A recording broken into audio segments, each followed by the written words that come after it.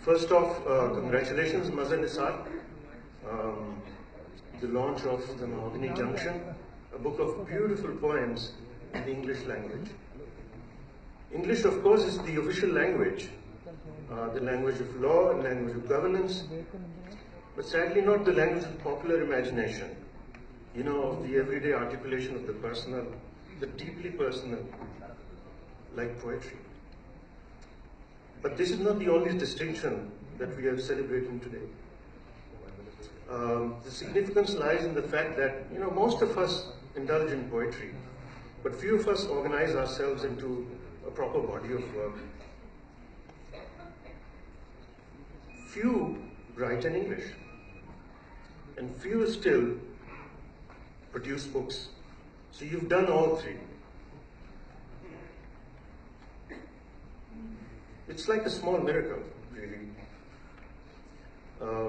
We can count more fingers on our hands than people who've written in English in this millennium in Pakistan, produced body of poetry in English.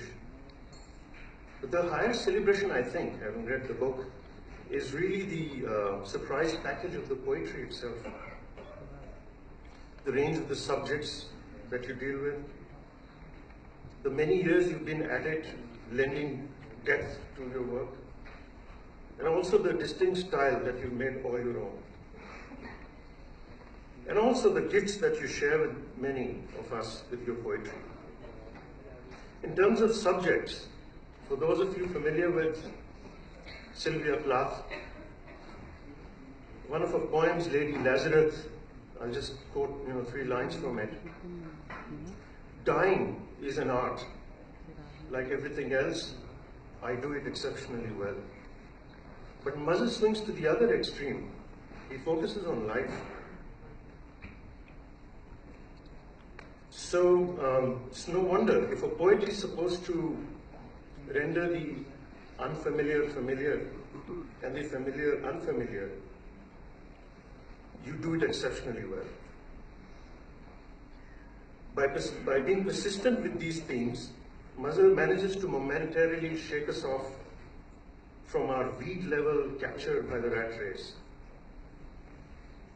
How often do we stop and ponder about a place in the larger scheme of things? Or really the tricky transitions between the seasons.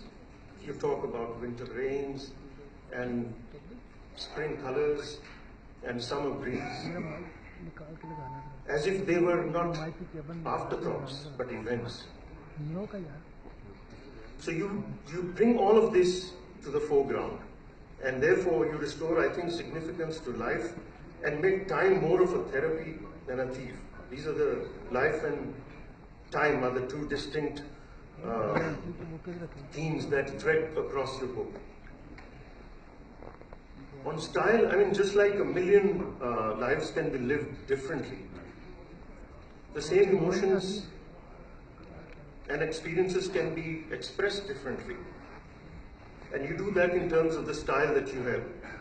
Some of the stark characteristics of your poems, you employ an economy with expression. You tell long stories in short poems. Only 2 of your 36 poems actually bleed on to page number 2. All of them are brief. So this brevity would be a challenge for even masters.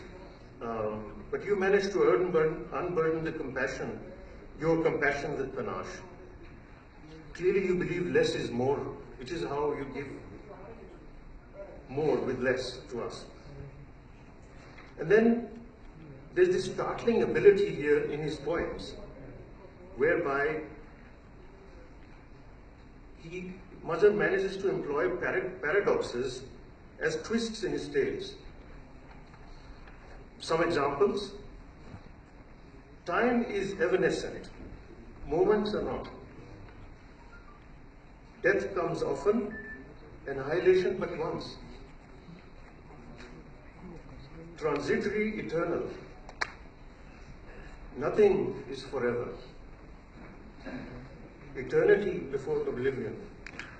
So your ability to invert the conclusion with these paradoxes often to the effect of the heart skipping a beat.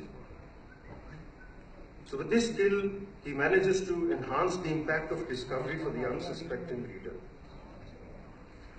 As for the depth in your poems, this may be your first book, but there are telltale signs that you're no one-trick pony. For one, his poems are not just a case of style over substance, but style and substance.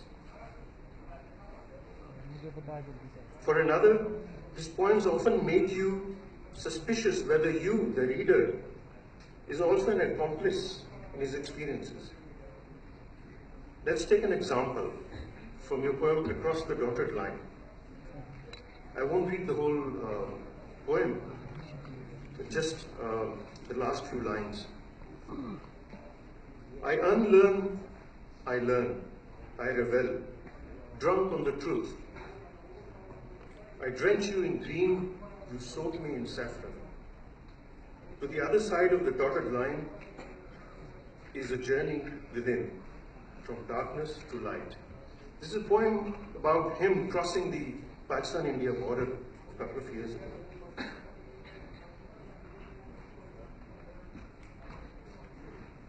By conflating the personal with the public in this instance, what he does is, he manages to make the border a larger truth lurking across the, leading us to the truth lurking across the dotted line. To me, this conclusion in this poem constitutes a refusal to accept the manufactured dissent. It also manages to strip away venal veneers. It willingly restores oneself to a human level by embracing a journey of discovery, self-discovery, a voyage into the light, as he says. He simply accepts the challenge to step outside the comfort zone and into the unknown. The poem also struck an immediate personal resonance with me, for I have taken that same journey because my father's childhood lies across that border. And I felt Mazhar was really talking about my experiences. And he manages to explain the obvious in just 128 words that 128 books would strain to reflect, to convey. That then is the power of poetry. And in this instance, the magic of Mazhar's verse. More power to you, Mazhar.